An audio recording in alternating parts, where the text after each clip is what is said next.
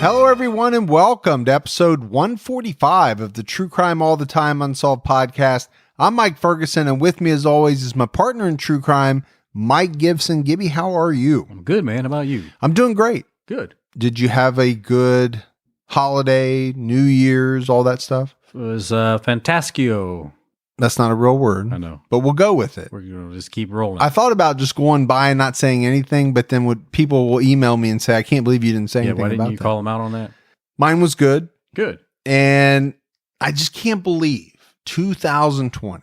When I say it, it just doesn't sound right. No. And I know that usually for most people, there's that period of time where you write the wrong year. Yeah. It doesn't seem like you're really in 2020. But for me, it's a couple of different reasons. Number one, when you switch years, but when you switch decades, yeah, I have an issue with that. It seems strange. The biggest one for me was going from 1999 to 2000. Because you couldn't listen to that Prince song anymore? Right. And you had the Y2K and all of that. Well, now we're going into the roaring 20s. But this is our very first episode of 2020. Yeah. And I'm expecting it to be a very good year, filled with a lot of great episodes of both TCAT and Unsolved. So I have to tell you this. Do you remember Seinfeld episode where there was a doll that looked like George's mom? Yep. And it would always freak him out. Uh-huh. Well, your little doll over there, again, my BTK one? Yeah, it didn't freak me out earlier, but now it's freaking me out again. Because no matter where I look, it's like those paintings that are always look like they're staring at you. Following me around, man. So I'm just letting you know, I feel like George seeing that doll was mom. I leave it there for a very specific reason. Yeah. All right. We have some new Patreon supporters. Let's give our shout outs. Okay. We had Ann Emily. Hey, Ann.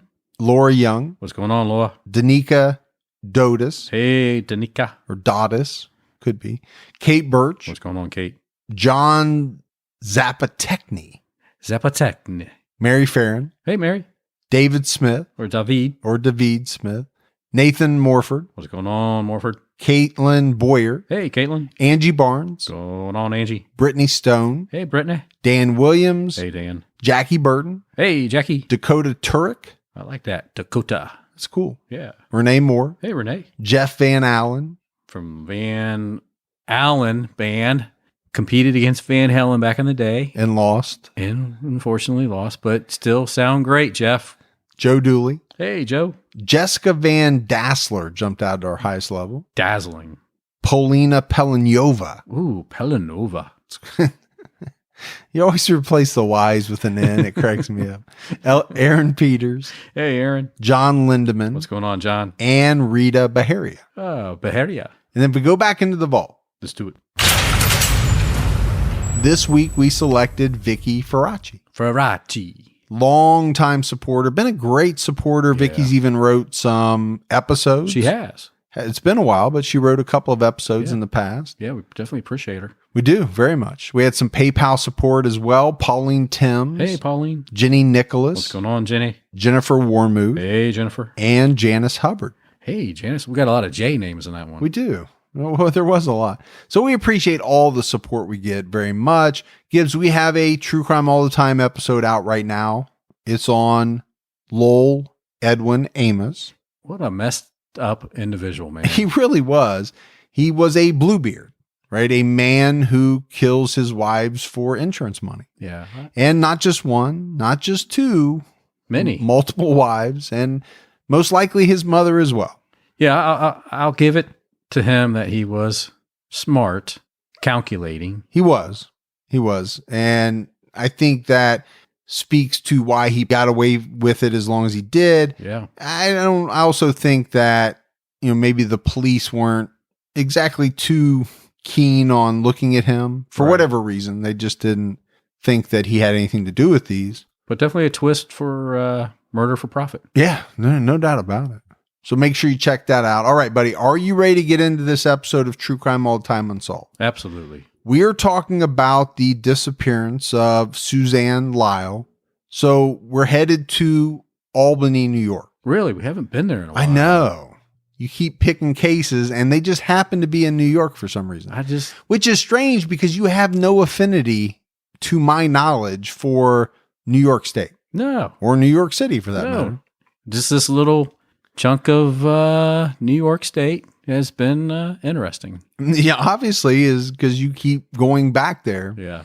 But this is a case about a young college girl who goes missing after spending the day going to some of her college classes and then working that evening.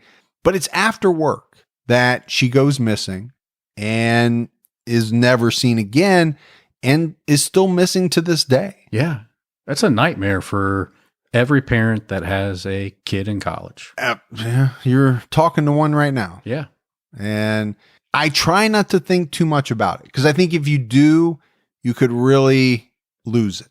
Oh, I would say I 100% agree with you. But when your kid, especially if they go off and, to college and live there, you don't get to see them every day. Yeah. You can't really look after them the way that you did the first, let's say 18 years of their life. You have to hope that you've taught them, and you have to hope that they don't put themselves in certain situations. And then you just have to hope that nobody targets them because let's face it, a lot of the cases that we do, these are good kids.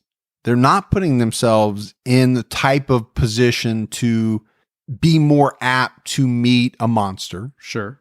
They're going about their life. Yeah. They might have just gotten off work. Yeah. They're not doing anything wrong. Unfortunately, they're targeted by somebody bent on doing something bad. And that's a very scary thing. It's very scary. So let's talk a little bit about Suzanne Lyall's background. She was born on April 6, 1978 in Saratoga Springs, New York, to Doug and Mary Lyall. Suzanne was the youngest of 3 children. The family eventually moved to the suburb of Ballston Spa, New York. This is just outside of Albany. Suzanne was a very intelligent young girl. She did excellent in school. She enjoyed fooling around with electronics. She enjoyed building things. Yeah, as I did too. As you did too. Yeah. So that was kind of her hobby. And one thing in particular she liked was messing around with computers.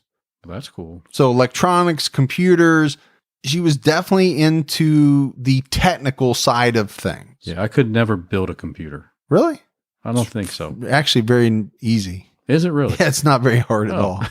You just buy all the individual components, buy the box, stick it in. I know it sounds, to anybody that's never done it, it sounds like a tall order. It's actually very easy. Oh, well, there you go. Now, today, when computers were first coming out, that was probably a different story. But today, it's like almost like a kit putting a puzzle together. Yeah. I mean, I can put a missile together with tracking device. Sure. And things like that. But Yeah, that's different. standard desktop, no. Suzanne really was described as a good kid. She was artistic. She was creative, but she was kind of shy. In high school, she began dating a guy named Richard Condon, and she graduated with honors from Ballston Spa High School in 1996. Impressive. So about 5 years after me. Yeah. Many years after me. A few more years after you. Now, obviously, I didn't go to Ballston. I went to a different high school. And you didn't graduate with honors. I actually did, but Did you? a couple of, it depends on what honors you're talking about. Oh, well. I was honored. You were honored. I was honored to graduate. They're like, we're honored that you actually showed up. My mom was really honored Yeah. to see me walk down the thing. As was mine. Your mom was shocked. Let's be face honest. it. Yeah, she was. She was like, wow, didn't think we'd get to this day ever. Those payoffs to all the teachers finally came through. And like we talked about kids moving away, going to college, Suzanne did that as well. She left home to attend State University of New York, first at the Oneonta campus, but then the next year moved to the Albany campus because that's where she could get more of her major course classes. There's a lot of kids that do that. But the other thing about moving to the Albany campus, that was close to home, which meant she was also closer to her boyfriend, Richard. Which is important to a lot of college kids. Yeah, or to a lot of kids in general. Richard lived pretty close to the Albany campus. And Gibbs, we mentioned that Suzanne was really into computers, and she used her computer daily to email her parents, Richard, friends. I mean, she was very big on communications, especially with the computer. On top of that, Richard was into computers. He was specializing in that in college. So he was able to remotely access her computer if he needed to. The same thing you do with mine. Yeah, I just don't tell you about it. I'm surprised. I didn't know you knew about it. Well, it's just weird because some of the things that when I log in, the sites that's left up, I'm like, that's a site I would never go to. Oh, really? Because I don't actually do anything. I have a Trojan horse in there that gives me all the information of the sites you visited. Because I was like, what? Why is this on? In case I need to blackmail you. Furries.com. Furries.com. Suzanne studied hard in college, but she also worked very hard. She had a job at a computer company in nearby Troy, New York, but that wasn't the only job she had. She also picked up some shifts, some hours at a store called Babbage's, which was back then a gaming store, sold computer games, other type of gaming system games, and is now known as GameStop. I think they were bought out by GameStop. Yeah. Which more people will know. Oh, for sure. Especially just coming off this holiday. Than probably Babbage's. The Babbage's store was located at the nearby Crossgates Mall. It was during the last week of February 1998 that Suzanne told her friend, who also happened to be the manager at her second job, Babbage's, that she was very anxious about some college exams coming up. She needed to ace them to maintain her high GPA. Again, she was very dedicated to school. And obviously she was very worried about keeping up her GPA. That's not something that I'm very familiar with, but I know that people that are very studious concern themselves with. It also could have an impact on scholarship. No doubt. You know? My daughter worries very much about her GPA. Yeah. I don't know where she got it from because I didn't. Yeah, neither did I. But we still made it somehow. Yeah, we got through. Then on March 1st, Suzanne called her mom, basically saying the same thing, right? Sharing with her mom these concerns that she had. The fact that she was worried about these exams. She also told her mom she was broke and would be broke until she got her next paychecks. That's something I can relate to. Yeah. And I'm sure you can as well. Sure can. Being a college student, I remember always scrounging for money, sometimes doing things that I probably shouldn't have done. I was going to say, but you were pretty inventive. Oh, it was. On your little enterprises that you did. I had some enterprises. Yeah. Some that I can speak of and some that I can't. Oh, absolutely. Mostly you should not. Although the statute of limitations, I'm sure, has run out on all that stuff. You think? But I'm not taking any chances. I don't know. That one was kind of federal. It actually was. But Gibbs, I think what it does is it adds another layer of stress, right? You have to have money to survive, and that's stressful. You have your college exams coming up. That's stressful. Now, her mom did offer to send her some cash, but Suzanne said, no, don't worry about it. She would be fine. But this was the last time that Suzanne's mom ever talked to her. That would be really hard to imagine the last time you ever heard your kid's voice. Well, and I also think it would be a conversation that you would never forget, right? We all have conversations every day. Most of them we don't remember. Right. The ones we remember, or the times that we remember, often are accompanied by either something really great, right, or something really tragic. Yeah. Unfortunately, that kind of helps cement the memory in your mind. The very next day, March 2nd, Suzanne attended classes, took her exams. She left the university that day around 4 p.m., headed to the mall for her evening shift at Babbage's. She worked until around 9:20 that night, and then she boarded a city bus back to her campus dorm. She got back to campus around 9:40, and this is backed up by a couple of things. Number one, the bus schedule puts the bus back there around that time. But then there was also one of Suzanne's friends who later claimed she saw Suzanne get off the bus. And it was this friend of Suzanne's at 9:40, seeing her at the bus stop, that would be the last time anyone would ever see her. It's the last known sighting of her. The next day, March 3rd, Suzanne's boyfriend, Richard, started to get concerned. He realized that she hadn't called him. She wasn't answering his calls. And at a certain point, he found out that she never made it back to her dorm. That would be obviously cause for concern. Now, one thing he thought is that maybe she had gone home to see her parents, but he called them and they said, no, we haven't seen her. We have no idea where she is.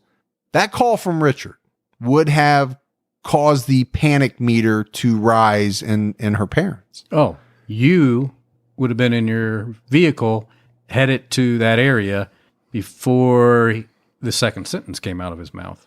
I would, because I know my daughter. Yeah. And I'm sure Suzanne's parents were the exact same way. My daughter is not the type of person to not come back to her dorm room every night. She's just not. Right. So Suzanne's parents got worried. They called the university campus police to report her missing. Here's the problem we run into in a lot of the unsolved episodes. It hasn't even been 24 hours since she was last seen. Suzanne's parents were told that they needed to wait to see if she turned up. Imagine campus police telling you, hey, Mike. Or regular police. Regular police. You just need to be patient. She's a college kid. She'll turn up. Go back home. Everything will be okay. And I get it. Some people do turn back up. And it turns out that they weren't missing. They were just off doing something. I get that. But so many of these cases we do revolve around the fact that, police had this rule. Yeah. Where they wouldn't do anything until X amount of time had passed. I think a lot of that has changed over the years. And in fact, this is one of those cases that helped, spur some of those changes. We'll talk about it later in the episode. Absolutely. But like you said, Gibbs, with me, Suzanne's parents and her boyfriend, they weren't about to just sit around and wait for this arbitrary period of time to pass. They knew something was wrong. Suzanne was not the type of person to just go off, not call, not answer calls, not let anybody know where she was. Well, she wasn't a party girl. No. She went out drinking, doing it up like that. So her days and nights consisted of either school, work, or probably seeing her boyfriend. Yeah. Those are probably the three things that she did. It's very similar to my daughter. She's not a party girl. And that's why I say, if somebody was to call me and say, hey, she never made it home, I would be extremely worried. Now, when I was in college, if I didn't come back to the dorm, that meant something else. Yeah. The party was not over, and I don't know when it would be over. Frank the Tank was out having some fun. But that's not my daughter, and that wasn't Suzanne. Like you mentioned, she wasn't a partier. She wasn't a drinker. She was very serious about her schoolwork, and she had 2 jobs and a boyfriend. One of the things that Suzanne's parents did was they called the local bank where Suzanne did her banking. They talked to the manager. They wanted to find out if Suzanne had withdrawn any money in the last few days. The manager was able to pull up Suzanne's bank records and told her parents that $20 was withdrawn on March 2nd. That is the day that Suzanne went missing from an ATM in Albany inside of a gas station / convenience store at 4 p.m. So the one question I have, Gibbs, is, getting into the mind of Suzanne's parents, they hear this information from the bank manager that $20 was withdrawn from an ATM from her account. Now, there's no proof yet or that it was her. They don't know who it was, but I'm trying to think as them, what are they making of that information? I don't think they're making anything of it because she shows up for work later and she's last seen by somebody getting off the bus 5.5 hours after the ATM withdrawal. Yeah. So I think you're right. I think in the grand scheme of things, as it relates to the timeline, it really sheds no light on anything at this point. I agree with you. Now, eventually the campus police got involved. Suzanne had been missing for 2 days. They checked out her college course schedule. They went to some of the classrooms to talk with professors, students, to see if she had attended any of the classes. I think they quickly realized she hadn't. And unlike me or you not showing up to our college courses, it's different when someone's diehard with their studies, with their learning. They won't miss classes. No, and the professor would know that. Absolutely. I can remember some of the classes that I took in college. There was 400 or 500 people in there. Oh, yeah. And I never went to them anyway, but the professor wouldn't have known if I was there or not. No. So obviously it depends on the school. It depends on the size of the classes. But by and large, I think you're right. Somebody that's very studious, probably asking questions, is in that class every time. The professor and other students are going to know. And we know she was stressed about getting her GPA up and keeping it where it needs to be. You're not going to risk not going to class unless something happened. Right. The campus police also went to her dorm and pretty quickly, right, talking to her roommates, it was apparent that she never came home on March 2nd and they hadn't seen her since.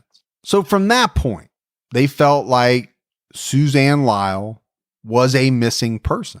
The problem is campus police didn't really have the experience needed to tackle a missing person case. Right. So they had to call in the state police.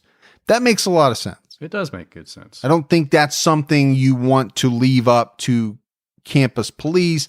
I'm not bagging on them at all, but I think their knowledge base comes from a different place, right? Breaking up fights, making sure that everybody's safe, not doing a deep dive investigation into a missing person. Yeah. If you don't know, you don't know. So don't act like you do. And this is not where you try to hone your skills. Exactly. Yeah, I absolutely agree. And I give them a lot of credit. You and I have talked about this in the past.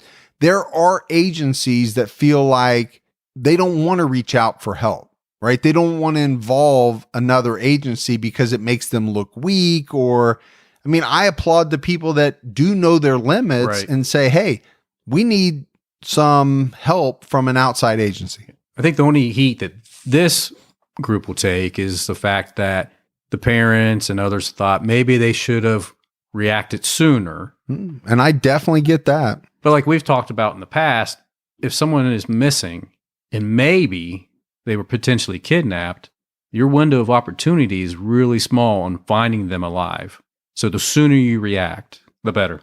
Yeah, I think the facts and the statistics bear that out. So Gibbs, I want to talk about some facts about Suzanne and some things specifically related to the day she went missing. At the time of her disappearance, Suzanne was 5'3", 170 pounds. On the day she went missing, she was wearing jeans with a black shirt and she was wearing a long black trench coat. She had a gold ring in the shape of a bow, as well as a frog-shaped silver ring. She wore a necklace that had a round silver medallion on a black string. She wore earrings in both ears. She was carrying a black laptop tote bag. Suzanne is Caucasian. She had sandy brown hair and blue eyes. She has a scar on her left foot and a tan birthmark on her left calf. She has a mole on her left cheek near her earlobe and moles on both arms. Suzanne also wears glasses or contacts. And I think those are some really good facts to point out in an unsolved case. Sure. So we definitely wanted to get those out there. But as we go back into the story, the state police arrive the very next day, right after being called by the university campus police. They take over the investigation. They canvassed the campus. They went to the places that she worked. They checked out her dorm room. They also searched 300 plus acres, some that were heavily wooded areas, and they searched around the local Lake Rensselaer. There was a search team that put flyers all over the area. The university and Suzanne's family got together and put up a $15,000 reward for any information that would help find her. And within a week, Gibbs, the state police had over 250 leads to investigate. That is normally a good thing. That's a really good thing. That's a lot of leads to go through. It is. And normally you want as many as you can have. The problem is that takes a lot of manpower. It does. And the big majority of those leads are going to lead nowhere. Right. And are going to be frustrating because you're putting out all the effort and nothing's happening. But still, you'd rather have more leads than none. Oh, absolutely. No doubt about it. Any information potentially could lead to something else. I think one of the big things that the police did was they pulled the video of the ATM where the $20 was withdrawn from that convenience store. They reviewed that video. They also obtained videos from surrounding businesses. The problem is, as they're reviewing video, they're not able to get a good look on the person using Suzanne's card at the ATM machine. They did see a man walk in and out of frame. He was wearing a baseball hat with a Nike logo on it. So obviously, whoever this man was somebody that the police wanted to talk to. Yeah, I mean, it's something to go off on. I mean, it's not much, but that's probably all they have. Sure. So they're not able to figure out exactly who used this card, but they do know that whoever used the card knew Suzanne's PIN number. And when they talked to Suzanne's parents and her boyfriend, it came out that there were only two people that knew the PIN, Suzanne and her boyfriend, Richard. So I think based on that information, you can make an assumption that either Suzanne used the ATM because she knew the PIN, Richard used the ATM because he knew the PIN, or Suzanne gave the PIN to a stranger who took her card and along with the PIN withdrew the money. Which would be hard to believe that anybody would go through an effort to get someone's ATM card to just take out $20. It does seem very strange, but we also know that people have killed for $20. Well, you're right. And that's a good point because we know she talked to her mom earlier in the week that she had no money. So maybe that's all she had. And maybe the person that used it didn't know that up front. Right. And realized it once they got to the ATM. That's true. But that's not the way that her parents saw it. Her parents saw this $20 denomination as pointing to the fact that it was actually Suzanne who used the ATM and made the withdrawal because they said that's the normal amount that she withdrew. That's her thing. She wasn't a lavish spender. And like we said, she didn't have a lot of money anyway. Right. So she normally withdrew $20 at a time. Police also learned that there was an earlier $20 withdrawal from Suzanne's account that day she went missing. So we've already talked about the withdrawal that happened at 4 p.m. This withdrawal happened earlier in the day, and it happened at an ATM closer to campus. The other difference is that with this withdrawal, police are able to confirm that it was actually Suzanne that made the withdrawal. And I think that's very important. Maybe, potentially. Right. I think you have to ask the question of its significance. I can honestly say there's not a lot of days where I make multiple withdrawals in the same day. Right. But it doesn't mean that there is not sometimes a need for it. If you're only taking out $20 at a time, could it be that you had something come up where you spent that $20? Because $20 doesn't go all that far. True. And you realized that you needed more. Yeah, maybe you owed somebody some money and needed to pay him back.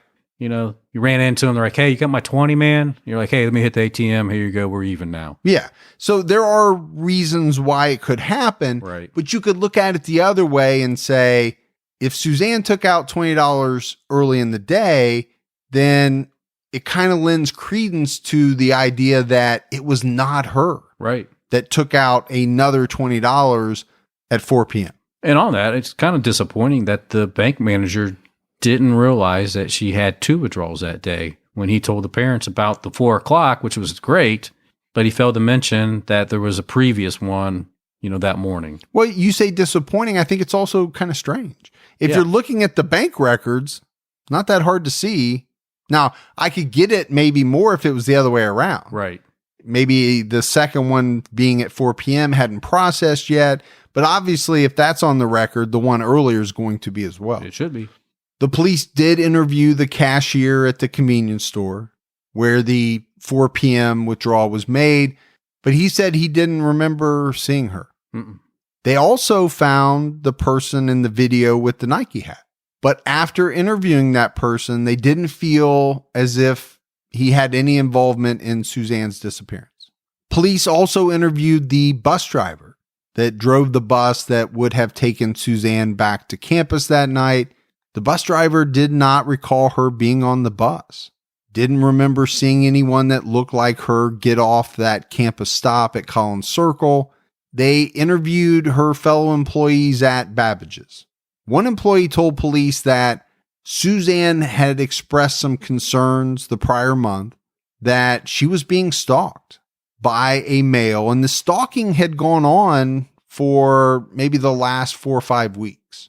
That's good information to have. It is, and it's pretty scary. The problem is the employee knew about it, but had no idea who Suzanne thought was stalking her. Right. Wasn't able to provide that to police.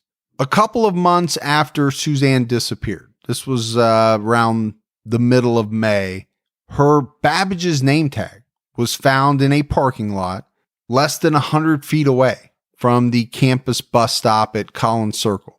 And the strange thing was the parking lot where the badge was located was in the opposite direction of where her dorm was located.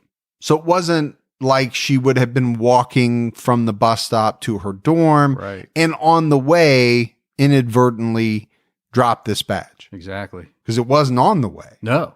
So that begs the question, would she have walked away from her dorm after getting on the bus? And if so, why? What would be the reason for it? And maybe she didn't walk that way at all. Maybe someone else had her name tag and dropped it in that parking lot. The police did dust it for fingerprints. They tried to get DNA off of it, but they got nothing. So what do we have here, Gibbs? We have a case of a girl who no one has seen since she allegedly got off the bus at the stop near her dorm.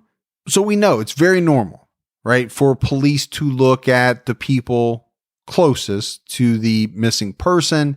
One of those people would have been Richard, Suzanne's boyfriend, for the past 2 years. They talked to both Richard and Suzanne's parents about the relationship. In their conversation with Richard, he told police that they had a great relationship. And in fact, they had recently gotten engaged and they were both looking forward to getting married. As for Richard's alibi on the night that Suzanne disappeared, he told police that he was playing a video game with a friend. And police were able to verify with this friend who confirmed that, yes, they in fact were playing a video game together that night. Well, that happens a lot. You know, in the college life, sitting around playing video games late at night. Sure. Some people do that even today, you know, as they are in their middle age. The difference today, and I do think this is an important fact, especially when you're playing online today, there is a pretty good record of what you're doing that really can give you a concrete alibi. Now, it doesn't mean that you for sure were sitting at that console or that computer, but it means somebody was, and somebody logged into your account with most of these gaming systems. That definitely would not have been the case in 1998. You would not have been playing video games online, logged into some account. Right. You would have been playing what they call a local game, each person with one controller. That's all they had back then. So at least it all makes sense then. You know, if you got a friend saying, hey, he was here, we were playing. I mean, I think time could get away. I think you could think that he was there for that whole time frame. Oh, yeah. I think time is a very tough thing sometimes to remember. Yeah. Because you may remember it as being 3 hours, 4 hours, 6 hours. I don't know. Right. When in fact, it could have been an hour and a half. Yeah. And that makes a big difference when it comes to certain cases But it all hinges on the truthfulness of the person saying they were playing the video game with you. Oh, that's true. Suzanne's parents had a much different take, Gibbs, on the relationship between Suzanne and Richard. When they talked to police, they said that Suzanne wasn't always happy with the relationship. Apparently, she had told her parents on several occasions that she had tried to break up with Richard. But each time she tried, he got upset. He started crying. She ended up feeling bad and staying in the relationship. Man, there's a lot of people that do that. There is. It's sometimes not easy to break up with somebody. No, man. People start throwing emotions out there and whew. Then you start second guessing your decision. Sure. Maybe you're right. It is me, not you. And, the whole, it's not you, it's me conversation. I've never had that one. Oh, Seinfeld had it. It's always been me. George had it. George had it with somebody. George definitely had it. Yeah. I think the other big thing to come out of the talk between police and Suzanne's parents was that they had no idea that she and Richard were engaged. That's a huge thing. Well, it's a huge thing when you take into account Suzanne's relationship with her parents and probably especially her mother. She talked to her mom on a daily basis. Yeah. There's no way, at least in the minds of her parents, that this big momentous occasion would come. She would get engaged and not mention it to them on the phone. Yeah. And I'm thinking about it in my own life as well. I was too. It's not going to happen. There's no way that weeks down the road you would hear that your daughter was engaged. No, you would know the minute that it happened. Yep. Probably a minute or two after she said yes, we would get a phone call. I just know that's how it would go down. Well, it certainly wouldn't be weeks. No way. Suzanne's mom also told police that 2 weeks before Suzanne's disappearance, the two of them were headed out to see a family member. And on the way there, Suzanne asked her mom to stop at Richard's house so that she could drop off a card or some type of letter to him. The problem is Suzanne's mom had no idea what that card or letter said. And I think she had big questions about whether the contents of that writing had anything to do with her daughter's disappearance that would come a few weeks later. Well, sure. If you're having conversations with somebody trying to break up and every time you do, they get physically upset, maybe the next best thing is to put it in writing, leave it there, let them read it, let them know it's over. Maybe she thought that's what it was. Here's a letter saying we're done. And maybe it wasn't received well, potentially.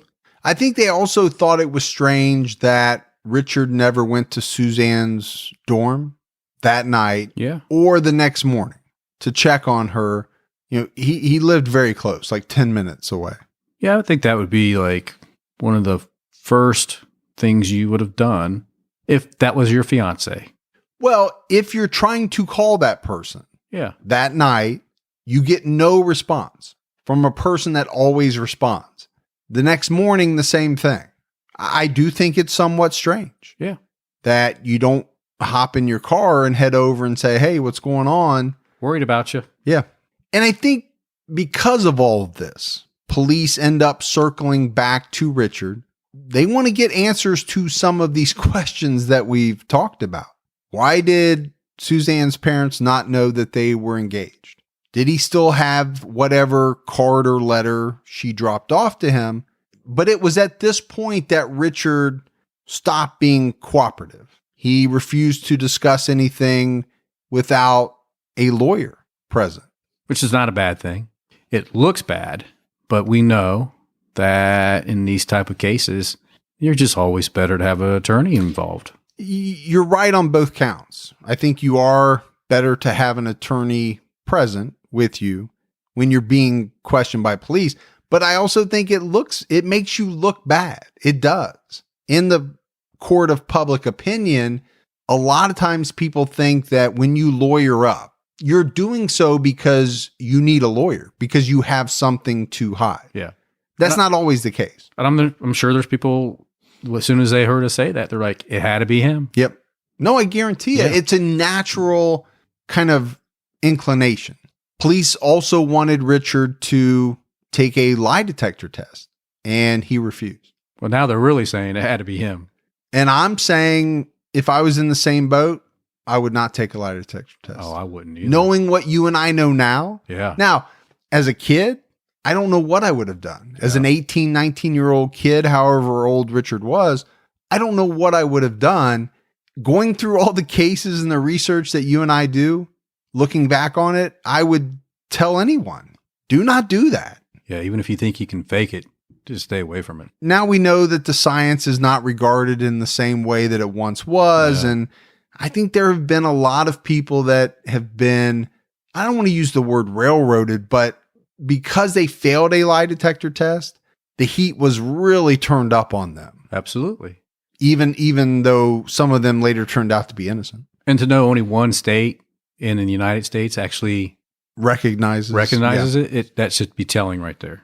Now, Gibbs, I think we have to talk about another disappearance that many people consider to be very similar to Suzanne's. This happened back on March 27th, 1985. It was another student at the same college Suzanne went to by the name of Karen Wilson. Karen was last seen on Central Avenue in a neighboring town. She went there to do some clothes shopping. Karen was set to get on a bus to head back to campus, but the bus was running late that day. So it's been theorized that Karen set off on foot, but she was never seen again. Not only did they not find Karen, but none of the things that she had with her that night, anything that she would have bought on her shopping trip, purse, any belongings, they've never been located either. Gibbs, it was almost as if she just vanished. Yeah. Into thin air. It really is, man. Police searched for her. They interviewed a lot of people, but nothing ever came from it. They didn't have any good leads. And I think that's why it's still unsolved this day. No, I would say it is. And granted, it's quite a few years prior to Suzanne's disappearance. Right. But being a student at the same university, I think it's important to point out some of these cases like this. Could there be a tie-in? Maybe. I mean, like I said, it's a number of years difference. Yeah, I mean, 13 years, so who knows? Getting back to Suzanne's case, police did take a look at some other persons of interest during their investigation. One of these was a convicted rapist, and another had a very long history of harassing college-aged girls. I think those are two people that you would want to look at. Yeah, absolutely. But after several interviews with both, police were satisfied that neither one of these guys had anything to do with Suzanne's disappearance. And really, it was from that point that the case went cold. Yeah. For a number of years. In 2005, police did look into a man named John Regan. And Gibbs, this John Regan guy was an absolute monster. He's a bad dude. You could almost tell a whole story on him on a TCAT episode. I think you could. But we'll do a very condensed version. In 1993, this guy broke into a home in Connecticut and violently raped a woman. They didn't catch him for like 11 years. Yeah. DNA finally caught up with him. They got a hit.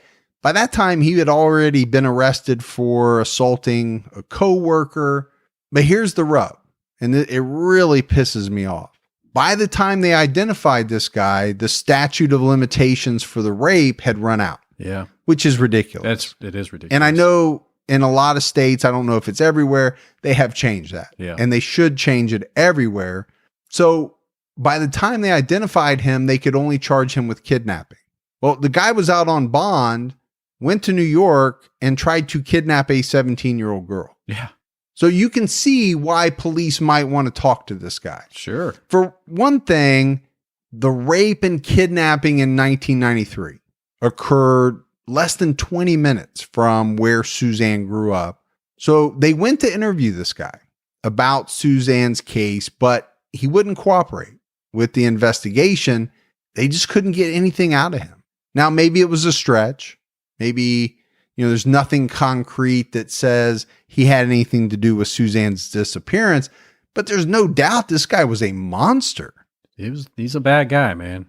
Unfortunately, he got out in 2017, so he's out there somewhere. Yeah. I just called him a monster. Well, but he is. He was a monster. I don't know if he still is. Maybe not. Maybe he got reformed. There's always a slim possibility. So Gibbs, again, the case is cold, right? They thought maybe they had something. In 2010, Suzanne's boyfriend, Richard, got married, right? Went on with his life. Yeah. Married someone. And then in 2012, Suzanne's case got some national attention. Her story was aired on the Discovery ID show Disappeared. And you would think getting that type of exposure would be great. Yeah, absolutely. Would most likely generate some new leads. It didn't generate anything. Which, for the family, had to be very disappointing. Yeah, because I'm sure, I didn't watch it, but I'm sure they probably participated. Yeah. In the hopes that it would help generate something in her case. So Gibbs, early in this episode, we talked about the fact that Suzanne's case was one that helped change the law. It was really about a year after she disappeared that the Lyall family sat down with some legislators to talk about some changes that they felt were needed in the New York law. They drafted a bill titled the Campus Safety Act, also known as Suzanne's Law. And the bill required colleges and universities in New York to have detailed plans for the investigation of violent felonies and missing persons cases that occurred on campus. It also required missing persons cases to be reported by university police to the state police in a certain amount of time.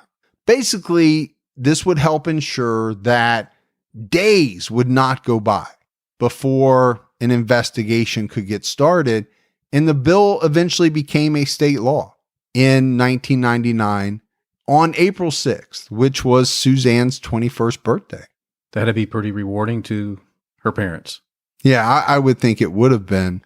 I mean, really, they just made colleges, universities safer for everybody in the state of New York. I agree. But the thing is, Suzanne's parents didn't want it to just be a New York thing. They wanted this to be a federal law, and they worked with some national lobbyists to make it happen. The bill was called the Protect Act of 2003, and it not only covered some of the same things in Suzanne's law, but it also included some changes to how missing children were reported. Up until this law, police departments only had to report kids up to age 17 to the National Crime Information Center. So if you had a child, like I do, that was 18 years old that went missing, there really was no reporting requirement.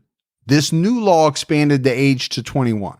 But it also instructed police to enter the missing persons information into the National Center for Missing and Exploited Children.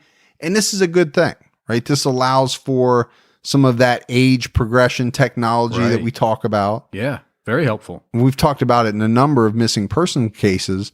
I mean, I don't want to just limit it to just children, but I think it's important that you utilize these systems to their full extent, because you want every opportunity out there to retrieve the missing child. So to limit it to just 17 years old to 18-year-old, I mean, you got kids in college that are 21. They're still kids. Yeah, no, I would agree. Then in 2008, a standalone federal law was passed that essentially mirrored the New York state law. It's called the Suzanne Lyall Campus Safety Act. So essentially, it made the New York Suzanne's law national. Yeah. Which is a great thing. Yeah. As a father that has a daughter going to college, you want this. This is important because you want to make sure if something ever happened, they are on it right away. I do for my own daughter, but I also do for everyone else's. Yeah. Daughters, sons, whoever it might be. But the Lyalls didn't stop there. They founded an organization called the Center for Hope, which broadcasts information about missing persons, educates law enforcement about some of the increased responsibilities they have under these new laws. And it also provides support to the families of the missing, which is critical. It's very critical. Suzanne's father, Doug Lyall, passed away in 2015. Suzanne's mother is alive, and she remains active in her daughter's search, but she's also very active in the organization that they set up.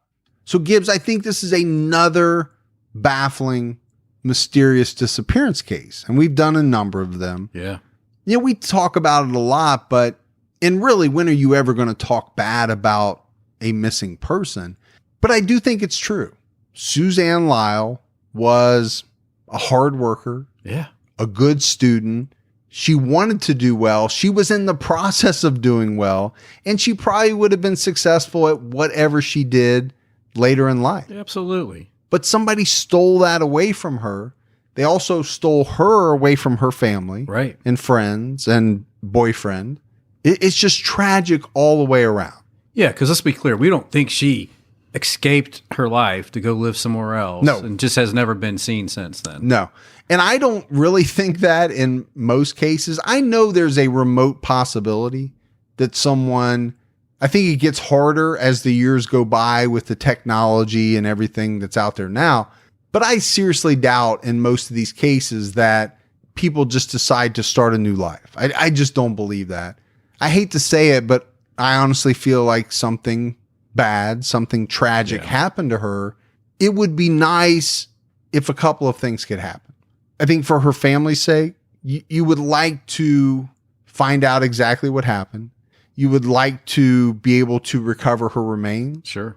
And you'd like to see whoever did this punished. Absolutely. I think that's really what you can hope for at this point. And there's someone out there, right, that knows what happened to Suzanne. Sure. If it's only the person that committed some heinous act against her, right, maybe one day we'll learn who it was and what happened. But that's it. That's the case of Suzanne Lyall. Gibbs, we got some voicemails. Check them out. Let's hear them. Hi, this is Linda calling from New Hampshire. I'm listening to your True Crime All the Time Unsolved Christmas Week edition, so the new one. And you're going to Buffalo, New York. And Gibby said the same thing that crossed my mind. Are you saying that correctly? You are in New York. And then another thing, I was thinking this morning that I was chilly. And I'm like, oh, no. I think I am Chili. So New Yorkers, you really need to be thinking about how to pronounce your name, because if I am Chili, all I can think of now is that I'm really Chili. Have a wonderful day. Merry Christmas. Happy Kwanzaa. Happy Hanukkah, everyone. Bye-bye. Well, she's really going to love this episode. Yeah. Because we're back in New York. Yeah, we are. And I always think that we're not going to make a mistake on names. Right. But it's some of those that when you look at them, you think, oh, there's no way it's anything but this. Sure. That tripped me up. So we'll see. We'll have to see. Hi, this message is for Gibby. I feel like you are so cute. And I just love everything that you say and your humor, and sometimes you don't know you're funny, which is the funniest. But anyway, I love you guys, and I've been listening to you nonstop for the last month or two, and I just had to call and tell you that I love you guys, and thank you so much for being awesome. All right. Gibby, if you're single, you need to put yourself out there. Okay, thanks. Bye. Okay, I don't know if you knew you had a president of your fan club, but if you didn't know, you do now. Yeah. That is the president of the Gibby fan club. That's awesome. No, it is awesome. I don't know if she's listening to Unsolved. Hopefully she is, or she won't hear this. She won't hear it. Hi, Mike and Gibby. This is Sydney calling from good old Phoenix. I just wanted to say that I love you guys' podcast and always listen entertained on my drives to work. I was just listening to your most recent podcast about Catherine Knight, and you guys were talking about the Bodies on Tour, the thing that Gibby was talking about. And it's actually called Body World. I visited that when I was in middle school or high school, I think, and it's actually super cool. It lets you see the body system and takes you all the way through. So if you ever come to Ohio, I definitely recommend that you guys go see it. Have a great New Year and stay safe and keep your own time chickens. Bye. All right. So obviously she was talking about Catherine Knight on TCAT. Sure. But I will say this. If that thing ever comes to Ohio, I will buy the tickets and we will go. We'll go to the body tour? Yeah. Yeah. I want to see it now. We may even travel if it doesn't come here. We're going to have to see it. I'm so intrigued by seeing this. Yeah. Pretty Because interesting. everybody that is emailed says it's amazing. Yeah. What they're, not the fact that they're dead bodies, but Right. what they're showing you of the human body and stuff. Hey, Mike, Gibby, this is Chris again in Utah, truck driver. I just decided to start listening to the reviews are in today, which I think is December the 12th or 13th or something, I don't know. Anyway, I should know that if I'm a truck driver. Anyway, I just decided to start listening to it today, and man, I almost laughed myself off the road, and it was the banana slicer episode. I'm serious.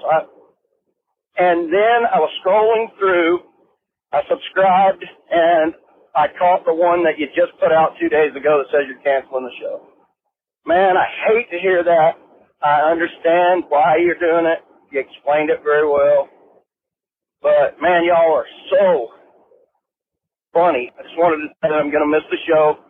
But I am always, always, always a TCAT fan till the day I die or the day you quit. Love you guys.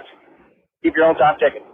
So we love that. I get a lot of that, Gibbs. The people that liked the reviews are in, they really liked it. I really liked it. I really liked it too. I had a lot of fun doing it. And actually, it's still out there. I haven't taken it down. Yeah. The ones that we did are still out there. Eventually, I'm going to have to take them down. But, it's just one of those things where just not enough people were interested in it. Right. Or tried it out. I'll say that. All right, buddy. That's it for another episode of True Crime All the Time Unsolved. So for Mike and Gibby, stay safe and keep your own time ticking.